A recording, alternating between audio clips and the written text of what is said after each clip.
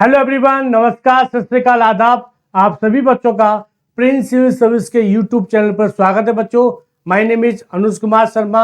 और बच्चों, आज के सेशन में हम लोग बात करने वाले हैं मुगल साम्राज्य का पतन पार्ट 3, यानी कि decline of Mughal empire part 3। तो आज के सेशन में बच्चों हम लोग ऑलरेडी डिस्कस कर चुके हैं मुगल साम्राज्य के पतन के राजनीतिक कारण, सैन्य कारण, जागीरदारी संकट, आर्थिक कारण। इन सभी कारणों की हम लोग चर्चा कर चुके हैं कि किस तरीके से इन कारणों ने मुगल साम्राज्य के पतन में सहयोग प्रदान किया था। और आज के सेशन में हम लोग चर्चा करेंगे अन्य कारण। जैसे कि अन्य कारणों में एक कारण माना जाता है बच्चों सामाजिक कारण। मीन्स ये जो मुगल शासक है बच्चों, ये मुगल शासक थे मुस्लिम शासक, और भारत की जो जनता थी बहुसंख्यक वो थी हिंदू,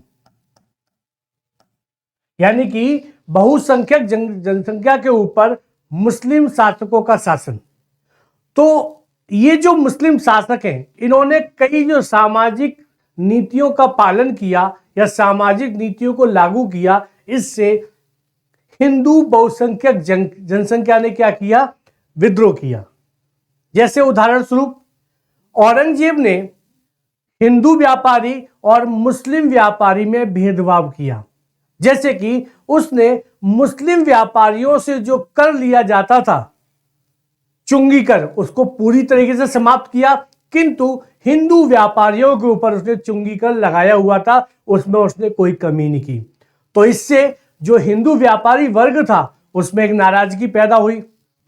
दूसरा, इन्हीं सामाजिक नीतियों के कारण, जैसे कि मुस्लिम मनसबदारों के द्वारा जो भू राजस्व का वसूल किया जाता था उसमें किसानों का, यानी कि किसान भी बहुसंख्यक हिंदू वर्ग था, तो उनका जो शोषण किया जाता था, इससे एक प्रकार का सामाजिक असंतोष पैदा हो गया भारत में। और इस सामाजिक असंतोष ने मुगल साम्राज्य के पतन में सहयोग प्रदान किया। जैसे कि जाट विद्रोह। तो जाट जो वर्ग है वो दिल्ली, मथुरा, आगरा के आसपास के इलाके का वो किसान वर्ग था जो कि मुस्लिम अधिकारियों की शोषणकारी नीतियों से बहुत परेशान था। उसने विद्रोह करना आरंभ किया और यही विद्रोह आगे चल करके एक जाट साम्राज्य में परिवर्तित हो गया।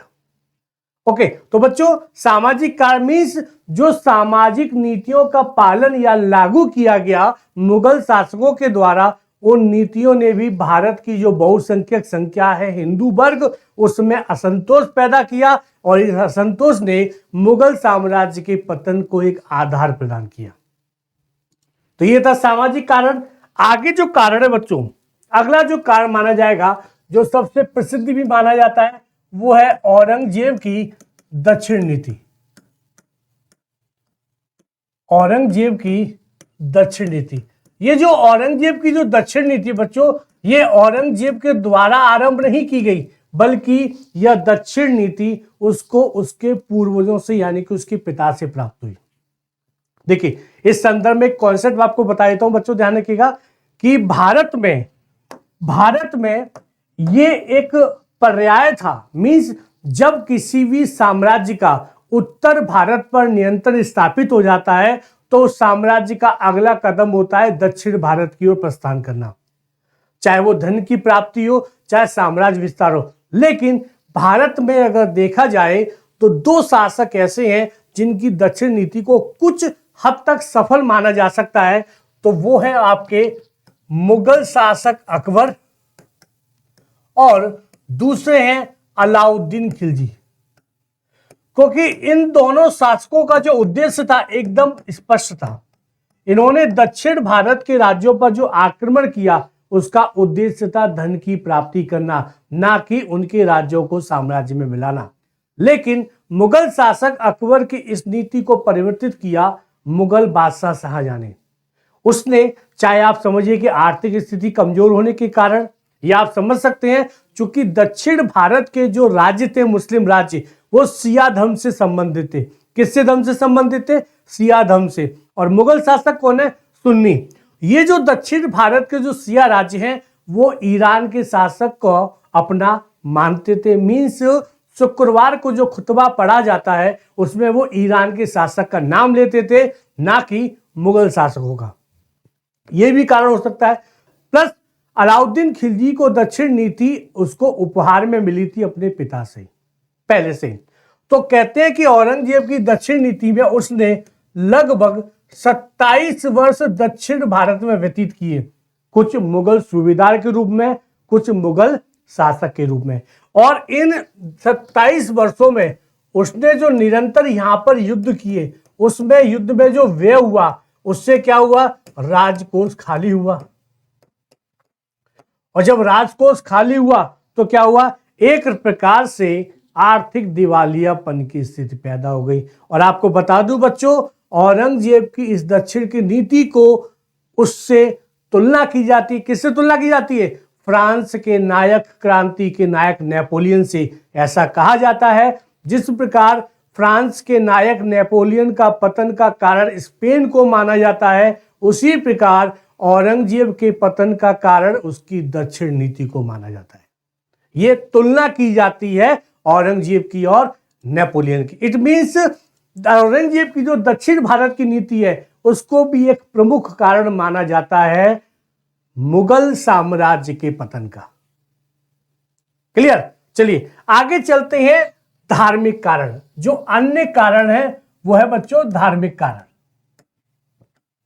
धार्मिक कारण मीन्स फिर से वही कॉन्सेप्ट आएगा कि जो मुस्लिम शासक हैं वो किससे संबंधित है? वो संबंधित है मुस्लिम समुदाय से।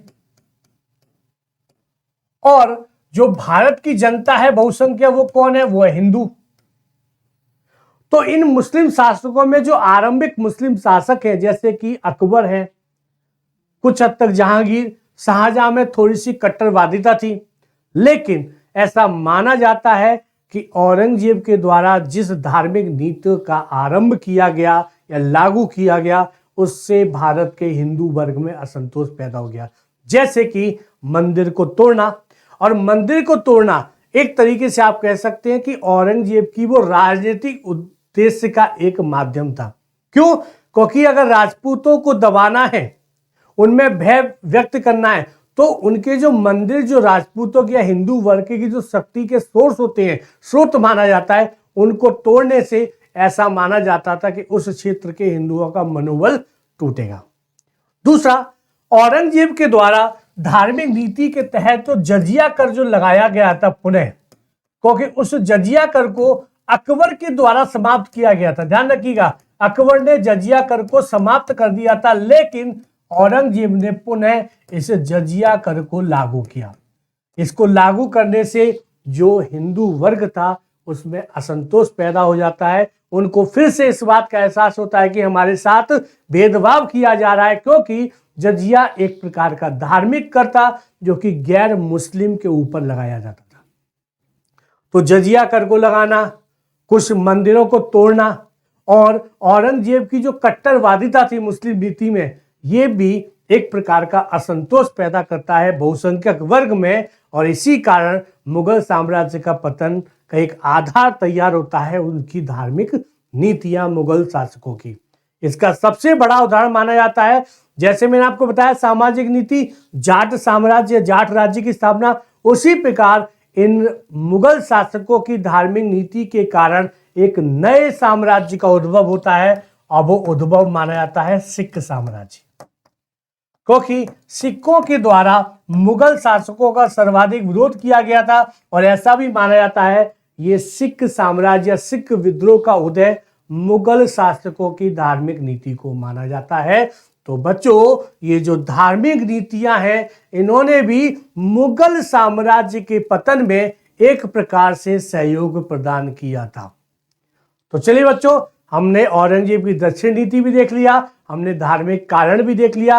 अब हम आगे बात करते हैं, एक और प्रमुख मुद्दा है, वो है उस काल में विदेशी आक्रमण। ध्यान रखिएगा, 18वीं सदी में औरंगजेब की मृत्यु के उपरांत, औरंगजेब की मृत्यु के उपरांत भारत में दो प्रमुख विदेशी आक्रमण होते हैं अफगानों के। पहला है 1739 में मोहम्मद शाह रंगीला के काल में नादिर शाह का आक्रमण। ऐसा माना जाता है कि इस आक्रमण से नादिर शाह को इतना पैसा, इतना धन प्राप्त हुआ था कि उसने 3 वर्ष तक अपने ईरान में लोगों से कर हटा दिया था। यानी कि कोई कर नहीं लिया, इतना पैसा और धन की प्राप्ति होती है। और इसी नादिर शाह के आक्रमण के बाद नादिर शाह को कोहिनूर हीरा और तख्ते ताऊस यानी कि मयूर सिंहासन भी प्राप्त होता है। क्लियर? दूसरा आक्रमण, इसका क्या प्रभाव पड़ेगा मैं आपको आगे बताऊंगा। अगला जो प्रमुख विदेशी आक्रमण माना जाता है वो आक्रमण बच्चों 1748 से लेकर के आगे 7 बार लगातार जो अहमद शाह अब्दाली के द्वारा आक्रमण किया गया था। अहमद शाह अब्दाली ने भारत पर 7 बार आक्रमण किया और इन दोनों आक्रमण से ध्यान रखिएगा, नादिर शाह का आक्रमण हुआ था मुगल बादशाह या उत्तर मुगल शासक मोहम्मद शाह रंगीला के काल में, और अहमद शाह अब्दाली ने अहमद शाह के काल में आक्रमण आरंभ किया और ये लगातार चलता रहा शाह आलम द्वितीय के काल तक।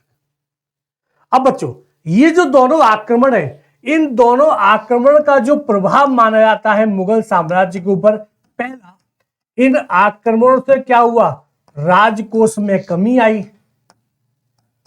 जब राजकोष में कमी आएगी तो क्या होगा, एक प्रकार से आर्थिक दिवालियापन की स्थिति उत्पन्न हो जाएगी। और जब आर्थिक दिवालियापन की स्थिति उत्पन्न होगी तो क्या होगा, मुगल साम्राज्य के पतन का एक आधार तैयार हो। क्लियर? पहला प्रभाव।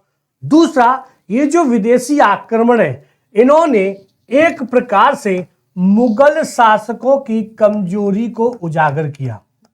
यानी कि कह सकते हैं कि भारत की जो नई शक्तियों का उद्भव हो रहा था उनको समर्थन प्राप्त हुआ। जैसे कि मराठा है, सिख है, बंगाल है, अवध है।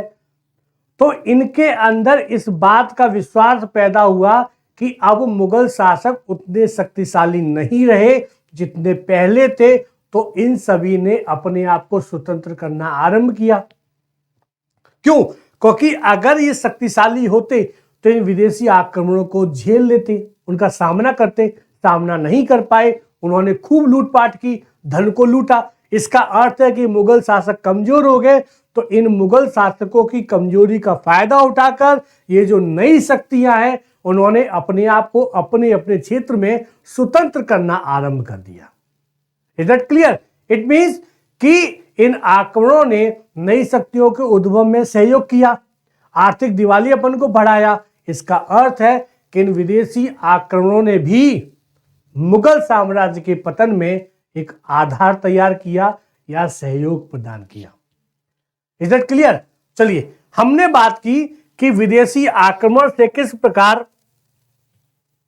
मुगल साम्राज्य का पतन के लिए आधार तैयार होता है।